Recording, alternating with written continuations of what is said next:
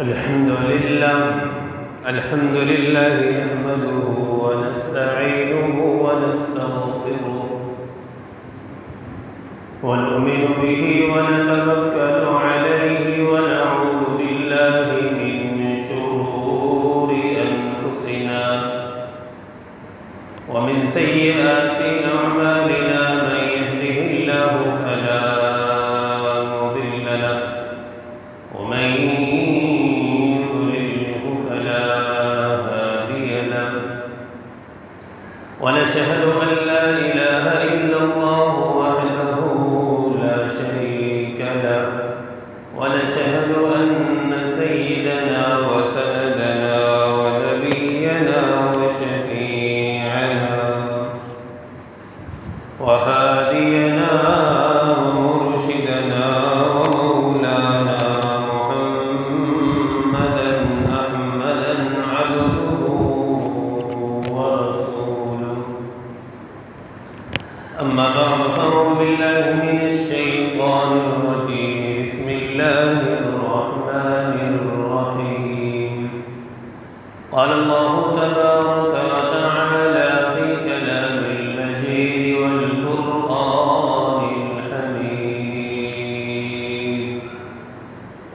يا أيها الذين آمنوا اذكروا الله ذكرا كثيرا صدق الله مولانا العلي العظيم وصدق رسوله النبي الأمي الهاشمي الفرشي القرشي الكريم ونحن على ذلك لمن الشاهدين والشاكرين والحمد لله رب العالمين اللهم صل على سيدنا محمد وعلى آل سيدنا محمد وبارك وسلم اللهم صل على سيدنا محمد وعلى آل سيدنا محمد وبارك وسلم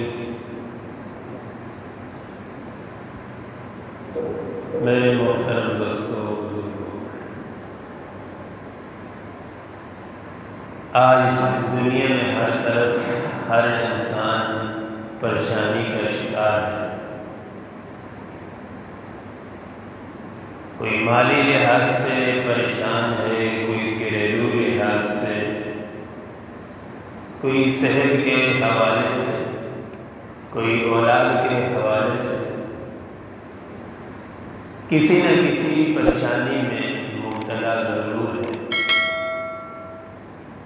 جو کہ اگر کوئی آدمی یہ چاہے کہ 100% مجھے خوشی ملے، کوئی پریشانی نہ ہو، تو وہ تو جنت میں ملے، دنیا میں نہیں۔ 100% غم والی جگہ یہ جہنم ہے۔ تو ان پریشانیوں میں، ان حالات میں کچھ معمولات ہیں، اگر ہم ان کی پابندی کر لیں گے تو اللہ تعالیٰ قلبی سکون، دلی سکون، راحت، چین عطا فرمائے۔ ان میں سے پہلی جو چیز ہے وہ اللہ کا ذکر ہے۔ قرآن پاک میں اللہ رب العزت ارشاد فرماتے ہیں یا ایھا الذین آمنوا اذکروا اللہ ذکرا کثیرا، اے ایمان والو اللہ کا ذکر کثرت سے کرو۔ ہر چیز کی حد بندی کی گئی ہے، نماز اتنی پڑھنی ہے، ہر چیز، روزے اتنے رکھنے ہیں، لیکن اللہ کا ذکر جہاں بات آئی تو فرمایا ذکرا کثیرا، خوب ذکر کرو اللہ۔ اور دوسری جگہ ارشاد باری تعالیٰ ہے فَإِذَا قَضَيْتُمُ الصَّلَاةَ فَاذْكُرُوا اللَّهَ قِيَامًا وَقُعُودًا وَعَلَى جُنُوبِكُمْ۔ انسان کی تین ہی حالتیں، یا تو لیٹا ہوگا، یا بیٹھا ہوگا، یا کھڑا ہوگا۔ فرمایا تم لیٹے ہو یا بیٹھے ہو یا قیام کی حالت میں ہو، ہر حال میں اللہ کو یاد کرو۔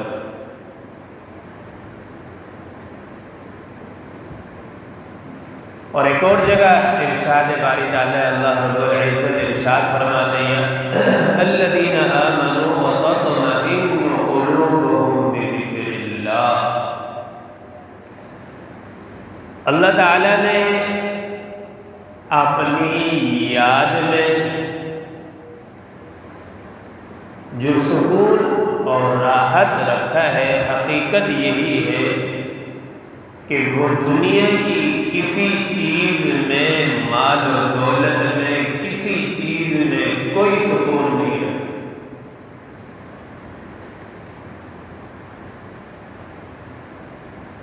اگر مال و دولت میں سکون ہوتا تو فرعون، حامان اور بڑے بڑے کافر آج کے موجودہ دور کے دیکھ لیں تو ان کو سکون نصیب ہو۔ سکون اگر دلی راحت، چین اگر ہے حقیقت میں، تو اللہ رب العزت نے اپنی یاد میں رکھا ہے۔ اور سب سے بڑا ذکر اللہ رب العزت کا قرآن مجید کا ذکر۔ اب یہ دیکھیں کہ جہاں قرآن پاک کی تلاوت ہوتی ہے، دینی مدارس میں آپ چلے جائیں تو جب انسان جاتا ہے تو خالی قرآن سننے میں جو سکون آتا ہے، آدمی حیران ہو جاتا ہے، خوش ہو جاتا ہے۔ اب یہ دیکھیں کہ جب خالی سننے میں اتنا سکون دل کو نصیب ہوتا ہے تو اللہ کا قرآن آدمی خود پڑھے گا تو کتنا سکون ملے گا، کتنی راحت نصیب ہو۔ اب ایک درخت لے لیں کہ انسان جب درخت کی نشو نما ہوتی رہتی ہے، پانی ملتا رہتا ہے درخت کو، تو درخت وہ ہرا بھرا رہتا ہے، پھلتا ہے، پھولتا ہے، بڑا ہوتا ہے۔ اگر اس کی دیکھ بھال چھوڑ دی جائے تو وہ درخت مرجھا جاتا ہے، اس کی نشو نما ختم ہو جاتی ہے، پھلنا پھولنا ختم ہو جاتا ہے۔ تو اسی طریقے سے انسان کی جو نشو نما ہوتی ہے یہ اللہ تعالیٰ کے ذکر سے ہوتی ہے۔ انسان ذکر کرتا رہتا ہے، اللہ کی یاد میں لگا رہتا ہے تو انسان کا دل زندہ رہتا ہے، ایمان تر و تازہ رہتا ہے۔ امام الانبیاء محبوب کبریا صلی اللہ علیہ وسلم کے ارشاد مبارک ہے مثل الذی یذکر ربہ والذی لا یذکر ربہ مثل الحی والمیت۔ پیارے آقا نے فرمایا کہ جو آدمی ذکر کرتا ہے اس کی مثال زندگی ہے، وہ آدمی زندہ ہے۔ جو ذکر نہیں کرتا اس کی مثال مردہ کی ہے، بظاہر بھلے وہ چل رہے، گھوم رہے، پھر رہے، کھا رہے، پی رہے، لیکن در حقیقت میں وہ مردہ ہے، زندہ نہیں۔ اور آپ دیکھیں جس گھر میں میت ہو جائے تو فوراً کہا جاتا ہے میت کو اٹھاؤ، لے جاؤ، دفناؤ، تعفن پھیلے گا، بدبو پھیلے گی۔ تو میت سے ہر بندہ کراہیت محسوس کرتا ہے اور جلدی کرتا ہے کہ اس کو دفنایا جائے، قبر کی امانت ہے، قبر تک پہنچایا جائے ورنہ بدبو تعفن پھیلے۔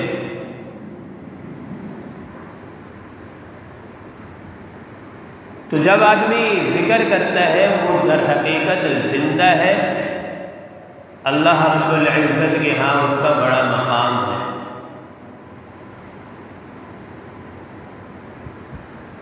دوسری جو چیز ہے جس کا ہم اہتمام کریں گے تو ہمیں سکون راحت نصیب ہوگا، وہ ہے شکر۔ اپنی زبان میں ہر وقت شکر کے کلمات ہم ادا کریں۔ قرآن مجید میں اللہ رب العزت کا ارشاد مبارک ہے لَإِن شَكَرْتُمْ لَأَزِيدَنَّكُمْ وَلَإِن كَفَرْتُمْ إِنَّ عَذَابِي لَشَدِيدٌ۔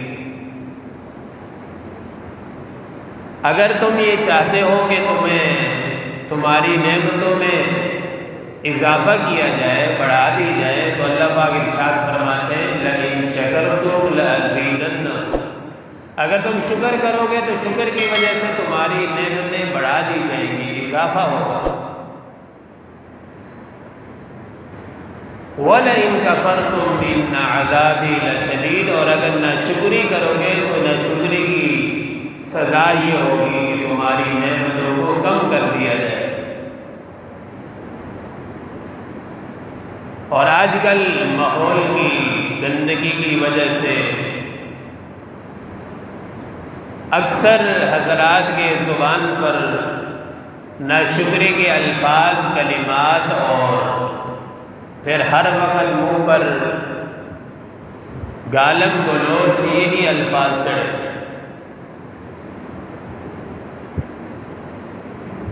اب ہم اپنی اگر عادت یہ بنا لیں، اچھی عادت، جو بھی چیز نعمت دیکھیں، گھر میں داخل ہو، گھر دیکھیں الحمدللہ، اولاد کو دیکھیں تو کہیں الحمدللہ، گھر والوں کو دیکھیں، امی کو دیکھیں، ابو کو دیکھیں تو کہیں الحمدللہ، اللہ پاک کی کتنی بڑی نعمت ہے۔ آپ نے جسم میں دیکھے اللہ نے اعضاء سلامت دیے ہیں تو کہیں الحمدللہ۔ انسان کو نعمتوں کی قدر تب ہوتی ہے جب نعمت چھن جائے تو پھر اس کی قدر ہوتی ہے۔ آنکھوں کی قدر ان سے پوچھیں جن کے پاس یہ نعمت نہیں ہے، نابینے ہیں، ان سے پوچھیں کہ آنکھوں کی کتنی بڑی قدر ہے۔ یہ منہ کے اندر جو اللہ نے، جس کو ہم حقیر سمجھتے ہیں، تھوک ہے، اس کو ہم کتنا حقیر سمجھتے ہیں، اگر یہ منہ خشک ہو جائے تو بات کرنا مشکل ہے۔ کان کتنی بڑی نعمت ہے، یہ ان سے پوچھیں جن کے پاس سننے کی صلاحیت نہیں ہے، بہرے ہیں۔ تب انسان کو اس چیز کی قدر آتی ہے کہ ہر نعمت اللہ تعالیٰ کتنی بڑی قیمتی ہے۔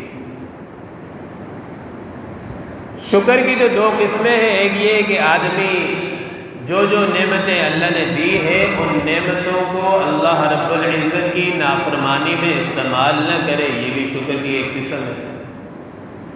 دوسری قسم یہ ہے کہ انسان ہر چیز دیکھے تو الحمدللہ کہے، سبحان اللہ، اللہ اکبر، اچھے کلمات کی عادت بنا لے۔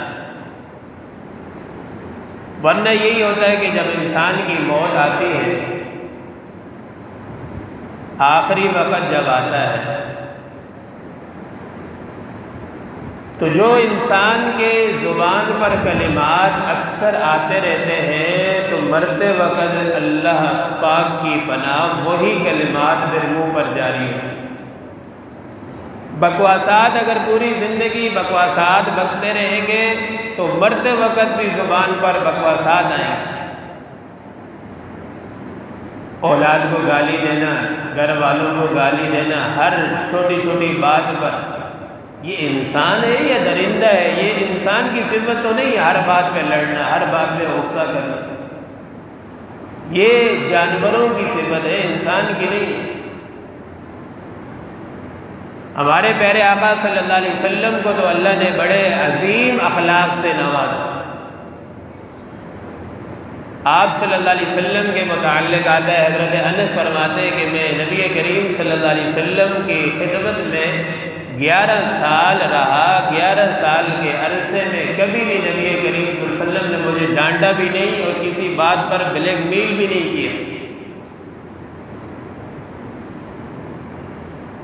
تو ہم اپنے عادات ایسے بنائیں کہ ہر چیز کو دیکھیں نعمت کو تو الحمدللہ کہیں، ماشاءاللہ کہیں، کسی کے پاس کوئی نعمت دیکھیں تو اس کو دعائیں دیں، اللہ تعالیٰ آپ کو یہ نعمت نصیب فرمائے اور اس پر استقامت عطا فرمائے۔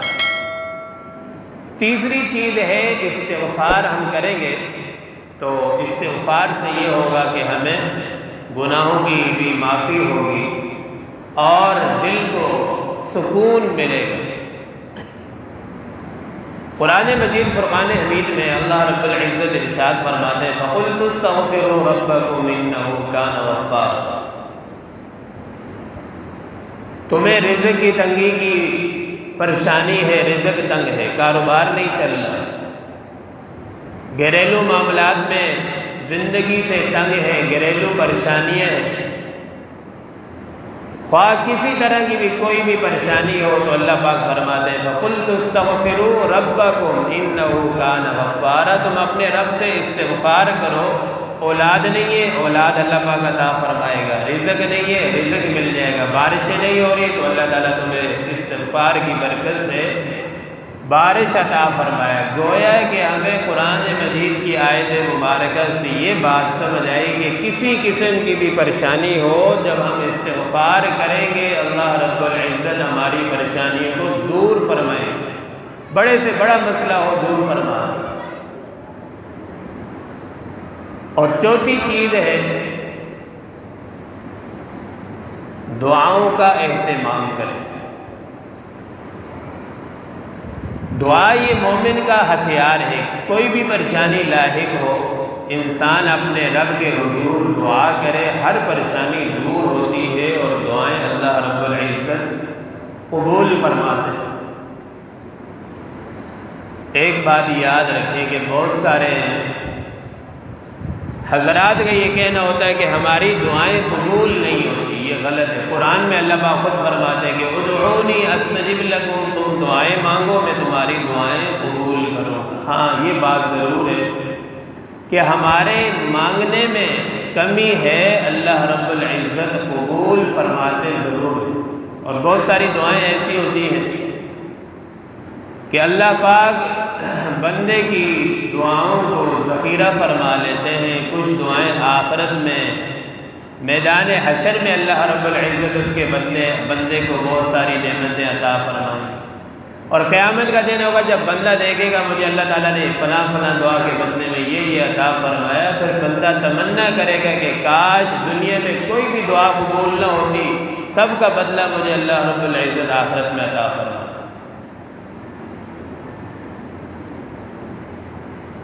بعض دعائیں ایسی ہوتی ہیں کہ انسان دعائیں مانگتا ہے، دنیا میں جو بہتر ہوتی ہے اللہ پاک اس کے لیے قبول فرما کے اس کو عطا فرما دیتے ہیں۔ بعض ایسی ہوتی ہے دنیا کے اندر کہ بسا اوقات ایسے ہوتا ہے کہ ایکسیڈنٹ ہوتے ہوتے انسان بچ جاتا ہے، وہ کسی جگہ اس کی مانگی ہوئی دعا سامنے آ جاتی ہے جو اس کو بچا لیتی ہے۔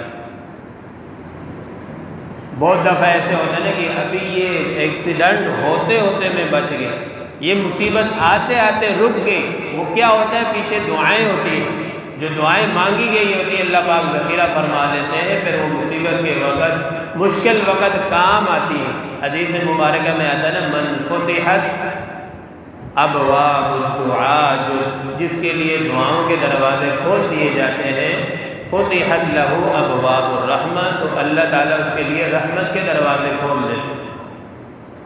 تو ہم اگر اپنی دعاؤں کو عادت بنا لیں اللہ تعالیٰ سے مانگنے کی، تو سمجھ لیں کہ ہمارے لیے رحمت کے دروازے کھل گئے۔ اور دعا میں کیا ہوتا ہے کہ یقین جانے صاف بات سچی یہ ہے کہ ہم یہاں دعا کر رہے ہوتے ہیں مسجد میں، اور یہاں سے ہم باہر نکلتے ہیں مسجد سے باہر، تو سچی بات یہ ہے کہ ہمیں خود نہیں پتہ ہوتا دعا میں نے کیا مانگا ہے۔ اب بتاؤ ایسی دعا کہاں قبول ہو؟ ہمیں خود نہیں پتہ ہوتا کہ ہم اللہ سے ہم نے کیا مانگا ہے۔ بس بعض دعائیں ہوتی ہیں رٹی رٹائی، ربنا آتنا فی الدنیا حسنۃ، آمین کرو، ختم۔ دعا ایسی ہو جس کے اندر عاجزی ہو اور تمام اعضاء عاجز ہو اور متوجہ ہو کر گڑ گڑا کر رو رو کر اللہ سے مانگی جائے، پھر دیکھیں وہ دعا کیسے قبول نہیں ہے۔ ہم گیٹ پہ دیکھتے ہیں کہ مسکین پورا جسم سوالی بنا کر عاجز بن کے کہہ رہا ہوتا ہے اللہ کے نام، اتنا نہ دینے والا جو ہے نا وہ بھی دیکھ کر کہتا ہے اتنا عاجز غریب مسکینیں دے دو اس کو۔ حجاج بن یوسف ایک ظالم بادشاہ تھا، وہ اس کا لشکر جا رہا ہے، دیکھا تو ایک نابینا دعائیں کر رہا ہے اور بڑی بے توجہی کے ساتھ۔ حجاج بن یوسف کا ظلم مشہور تھا، اس نے کہا اندھے واپس آنے تک اگر تیری آنکھیں نہ آئی نا تیری گردن اڑا دوں۔ اندھا تو اب رونے لگا، یا اللہ پہلے تو خالی ایک نعمت کا سوال تھا، اب تو میری جان بھی چلی جائے گی۔ اس نے رو رو کے دعائیں شروع کی، 2 منٹ کے اندر اللہ تعالیٰ نے اس کو نعمت عطا فرما دی۔ نابینا تھا، دیکھنے والا اللہ نے بنا دی۔ بھائی اللہ ہر چیز پر قادر ہے۔ واپس آئے دیکھا تو نابینا بالکل آنکھوں والا سلامت والا۔ تو ہم اپنی دعاؤں کے اندر جان طاقت پیدا کریں، پھر دیکھیں ہمارے مسائل کیسے حل نہیں ہوتے۔ صحابہ کرام کا کیا طرز عمل ہو، کوئی بھی پریشانی آتی 2 رکعت نفل پڑھتے مسجد میں، اٹھنے سے پہلے اللہ پاک ان کے مسائل حل فرما۔ اللہ تو آج بھی وہی ہے، قرآن آج بھی وہی ہے، لیکن ہمارے مانگنے میں آج کمی ہے، یقین میں کمی ہے۔ تو اس لیے ہم دعاؤں کا اہتمام کریں، اور خصوصاً فلسطین کے لیے جو مظلوم مسلمانوں کے اوپر جو ظلم ہو رہا ہے، اس کے لیے ہم خصوصی دعائیں کریں، سورہ یاسین پڑھ کے ختم کر کے دعائیں کریں۔ دیکھو یہ جو فلسطین کی جگہ ہے، یہ قبلہ اول مسجد اقصی یہ ہماری ہے، مسلمانوں کی ہے، یہودیوں کی جگہ نہیں ہے۔ فلسطین مسلمانوں کا ہے۔ آپ یہ دیکھیں کہ آج سے ہماری پیدائش سے پہلے 2000 سال پہلے اللہ نے یہودیوں کو ذلیل کر کے فلسطین سے بھگا دیا تھا، نکال دیا تھا۔ اس کے بعد یہ قبلہ اول جو ہے یہ مسلمانوں کا ہے، مسلمان اس پر آباد ہے، یہودیوں کا اس میں کوئی حق نہیں ہے۔ آپ یہ سنتے ہیں کہ نئی جو آباد کاری ہو رہی ہے، یہ یہودی اپنا قبضہ جمانے کے لیے نئی نئی آبادیاں آباد کرتے ہیں۔ اور یاد رکھیں، حدیث مبارکہ میں آتا ہے المؤمنون کجسد واحد اشتکا عینہ اشتکا رأسہ، مومن یہ ایک جسم کی مانند ہے، ایک جسم کی طرح ہے۔ جسم میں اگر ہاتھ میں درد ہوگا تو پورا جسم تکلیف میں ہوگا۔ مسلمان کہیں بھی ہو، اگر ذرا سی تکلیف میں ہو تو ہر جگہ جہاں بھی مسلمان ہوں گے سارے مسلمان تکلیف میں ہوں گے۔ تو فلسطینیوں پر جو ظلم ہو رہا ہے یہ ہمارے مسلمان بھائی ہیں، مظلوم بھائی ہیں۔ پہلا حق تو ہمارا یہ بنتا ہے، جو ڈائریکٹ جا کے جہاد کر سکتا ہے ڈائریکٹ نکلے جا کے جہاد کرے، پہلا حق یہ۔ جہاد نہیں کر سکتا ان کے لیے مالی امداد، مجاہدین کے ساتھ مالی امداد کرے، اپنا پیسہ ان کے پاس بھیجے، جس سے جو ہو سکتا ہے وہ مجاہدین کے ساتھ مدد کرے۔ کل اللہ کی عدالت میں، دنیا کی عدالت میں سرخرو ہوں گے۔ اور یاد رکھیں، کچھ لوگ یوٹیوب جس کو بولتے ہیں یوٹیوب والا مولوی تو در حقیقت نہیں ہوتے، جاہل ہوتے ہیں، وہ یوٹیوب پہ بیٹھ کے بولتے ہیں جی یہ ہمارا کام نہیں ہے جہاد کرنا، یہ تو فوج کا کام ہے۔ اور سالے تو نے کلمہ کس کا پڑھا؟ پھر جس نے کلمہ پڑھا اس کے اوپر فرض ہے کہ کہیں بھی دنیا میں ظلم ہو رہا ہوگا جہاد کرنا ہر مسلمان پر فرض ہے، ہر مسلمان پر فرض ہے۔ تو فلسطین پر یہ انبیاء کی مقدس زمین ہے، اس پر کئی انبیاء آئے، اور ہمارے پیارے آقا صلی اللہ علیہ وسلم اس مقدس زمین سے جو معراج ہوا تو مسجد اقصی میں حضور صلی اللہ علیہ وسلم جمع ہوئے، سارے انبیاء جمع ہوئے، حضور نے امامت فرمائی، پھر وہاں سے معراج کے لیے تشریف لے گئے مسجد اقصی۔ یہ تو ہمارا قبلہ اول ہے، اور ہر مسلمان پر یہ فرض ہے کہ بذات خود شریک جہاد میں بھی ہو، اور یہ ساتھ ساتھ خوب رو رو کر دعائیں کرے کہ اللہ تعالیٰ اسرائیل کو دنیا سے نیست و نابود، تباہ و برباد فرمائے۔ اب فلسطین میں جو ظلم اور معصوم بچے 2 سال کے، ان کا گناہ کیا ہے؟ ان کے اوپر بمباری کر کے 2 سال کے بچے خون میں لت پت ہیں اور رو رہے، چیخیں نکل رہی ہیں ان کی۔ اب بتاؤ کل قیامت کے دن کیا ہم سے نہیں پوچھا جائے گا؟ بچوں کو اوپر ظلم ہو رہا تھا، مسلمانوں کے اوپر ظلم ہو رہا تھا، اور خواتین کے اوپر عزتیں لٹ رہی تھی، یہودی ظلم کر رہے تھے، تم کیا زبان سے بھی ان کی حمایت نہیں کر سکتے؟ ان کے لیے تم نے دعائیں کی ہیں، دعائیں نہیں کر سکتے تھے؟ سورہ یاسین کا ختم پڑھ کے دعائیں کی جائیں، سورہ مزمل کا ختم پڑھ کے دعائیں کی جائیں، اور اللہ سے رو رو کے دعائیں کی جائیں، یا اللہ بہت ہو گیا، اب اس اسرائیل کو جو ناجائز اسرائیل ہے، جس کا دنیا میں وجود ہونا ہی نہیں چاہیے، اللہ اس کو تباہ و برباد فرما۔ یہ دعائیں تو کر سکتے ہیں۔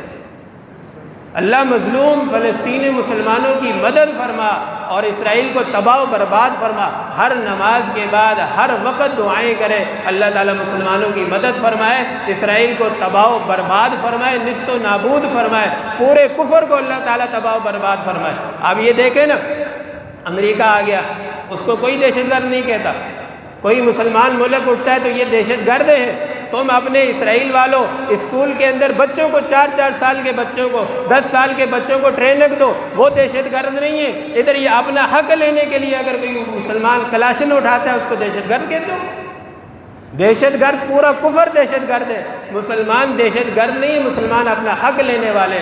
اللہ رب العزت سے دعا ہے اللہ رب العزت مظلوم مسلمانوں کی مدد فرمائے، اسرائیل کو تباہ و برباد فرمائے۔ سب کے اونچی آواز سے آمین، سب کہیں آمین۔ اللہ قبولیت کا وقت ہے، اسرائیل کو تباہ فرما، تباہ و برباد فرما، پورے کفر کو اللہ تعالیٰ تباہ فرمائے، مسلمانوں کو اللہ تعالیٰ آباد فرمائے، ان کی مدد فرمائے۔ وآخر دعوانا الحمدللہ رب العالمین۔